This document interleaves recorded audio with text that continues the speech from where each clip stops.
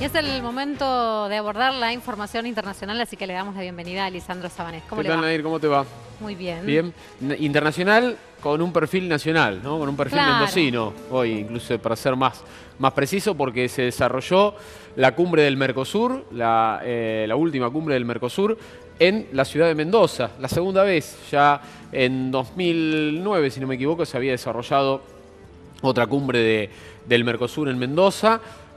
Y bueno, esta tuvo la particularidad de que es la primera que se desarrolla ya efectivamente con Venezuela suspendida, sin Venezuela como partícipe, y pese a algunas especulaciones previas de que se la iba a expulsar a Venezuela del Mercosur, producto de lo que sería la aplicación de la Carta Democrática del Mercosur, considerando, como consideran algunos de los países miembros, entre ellos el gobierno argentino, que Venezuela está incumpliendo con las normas democráticas.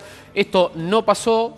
Hubo ahí, en principio, la información que tengo, un principio de acuerdo a partir de la intervención de, sobre todo, Tabaré Vázquez, el presidente uruguayo, también Evo Morales, el presidente boliviano. Bolivia no forma parte plena del Mercosur, es un estado asociado, pero tuvo también un rol en lo que fue el documento final. Un documento, suelen ser los documentos de las cumbres bastante lavados, porque justamente tratan de reflejar la opinión de todos y no contradecir a nadie.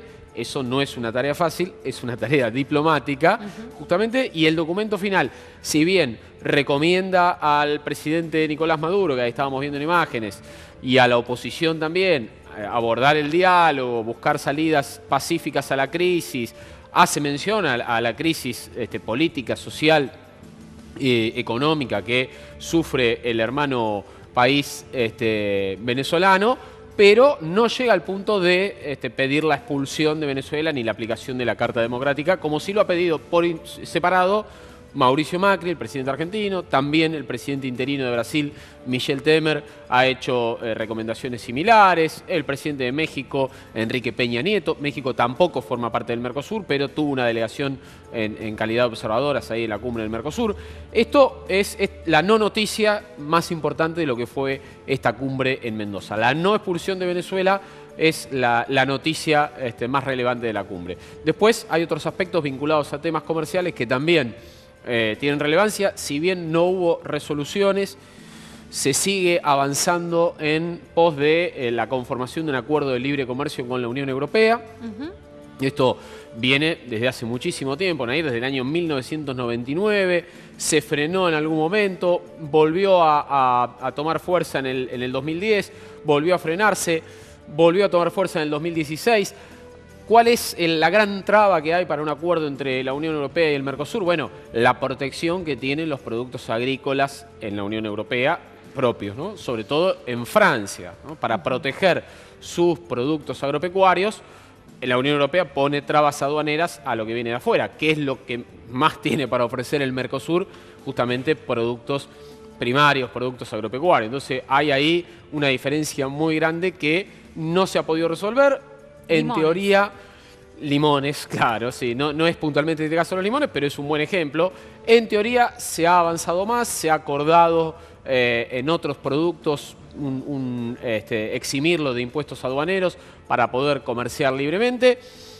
El canciller Freire el canciller argentino, Jorge Freire, ha sido muy optimista. La ex canciller Susana Malcorra ha sido más pesimista. Ha dado alguna entrevista y ha dicho que ella no cree que a fin de año se llegue, como planteó el actual canciller, a firmar este acuerdo, pero la voluntad está, ese norte está como meta de este Mercosur sin Venezuela, ¿no? Y después el tema del acuerdo con la Alianza del Pacífico. La Alianza del Pacífico que conforman Chile, México, Perú y Colombia, un tratado de libre comercio con un perfil bien marcado pro mercado, diferente de lo que ha sido el Mercosur estos últimos años, donde hasta el 2015 tenía un perfil más político que económico, y que, bueno, hay la búsqueda de una confluencia de mercado común, de libertad de circulación de bienes y servicios, que no es fácil, pero que también está en el norte de estos nuevos gobiernos que hay en la Argentina, que hay en Brasil, hay continuidad en Chile y en Uruguay, que de todos modos siempre tuvieron un perfil más moderado respecto a lo que era el gobierno de Lula y el gobierno de los Kirchner en la Argentina, ¿no? Paréntesis, aparte Sí. de esta situación comercial, ¿qué nos podés decir de la situación actual en Venezuela, ya que estamos teniendo imágenes Bueno, de la fondo? situación en Venezuela empeora día a día, es un goteo, ¿no? Un goteo que cuesta vidas. Ahora hubo 3 muertes en el marco de lo que fue el paro cívico que convocó la oposición en repudio a la decisión del gobierno de Nicolás Maduro de convocar una asamblea constituyente.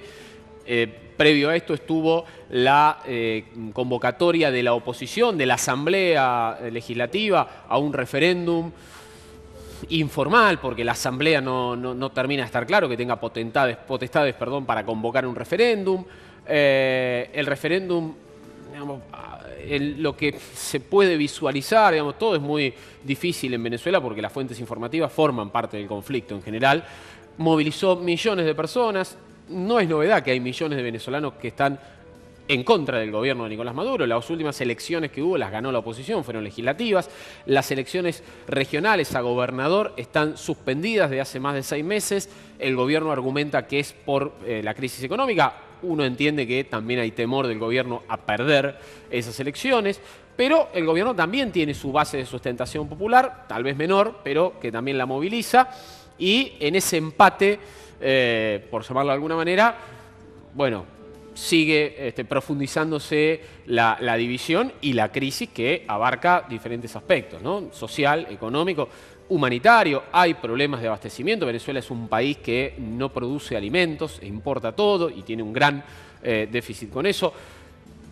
Todo ese marco es el que justifica, el que explica, mejor dicho, y justifica para los gobiernos de Argentina y Brasil que Venezuela debería ser expulsada del Mercosur por no cumplir la Carta Democrática, ¿no? Bueno, volvemos al comienzo. Es una buena noticia entonces para Venezuela y para el resto del Mercosur que Venezuela siga formando parte. Sí, qué sé yo, es complejo determinar qué es bueno y es malo para Venezuela. Hay posiciones tomadas muy fuertes.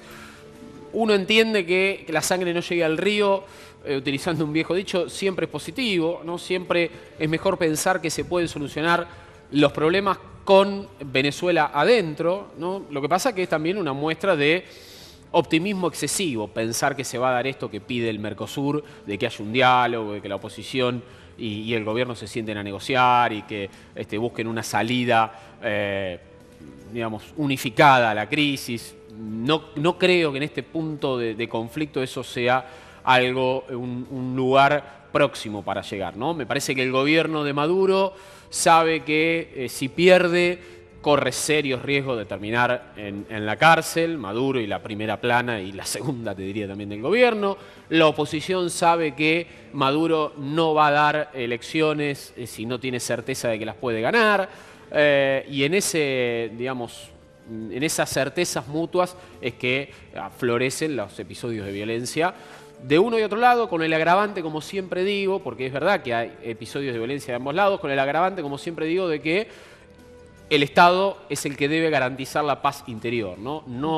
Nosotros tenemos una larga historia en la Argentina de llegar a la certeza de que el Estado no puede promover la violencia ilegal, ¿no? El Estado tiene que, en todo caso, utilizar la violencia legal, pero hay, digamos, debería haber un acuerdo en Latinoamérica de que la violencia ilegal no la puede promover el Estado. Y en Venezuela hay grupos oficialistas que por izquierda, por decirlo de alguna manera, apelan a la violencia. Y hay grupos opositores que también lo hacen, obviamente, de la ilegalidad, pero no son el Estado. Muchas gracias, No, un Vanessa. placer, como siempre.